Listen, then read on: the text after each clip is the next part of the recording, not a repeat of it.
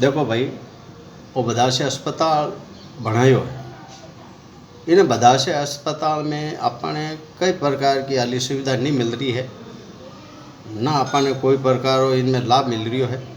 ठीक है, अपन सर्दी जुकाम खांसी री गोलियां भले ले सका हाँ, ना अपने कोई इनमें एमरजेंसी जड़ो कोई सिस्टम नहीं है, ना कोई इसमें कोई भर्ती करने सिस्टम है। सिर्फ डॉक्टर आवे, 4-5 डॉक्टर है, ना इनमें तो कोई ट्रॉमा सेंटर है, ना इनमें कोई प्रकार की देख रेख होती है इतनी पर।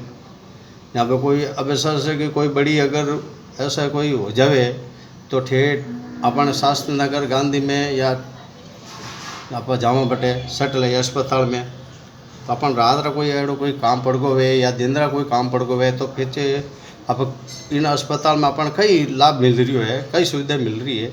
अपने जितने भी बदासियार में रेगड़ समाज और भी समाज है, उन्हें अपने सबन हाथ जोड़ विनती करूँ, इन्हें थोड़ा गौर करो, इनमें थोड़ा कोई अपन सुविधा मिले, अपन बाहर भटकना नहीं पड़े। और अस्पताल बनाए तो इनमें थोड़ा बहुत सुविधा मिलनी चाहिए, ना इनमें मिल रही है। धन्यवाद।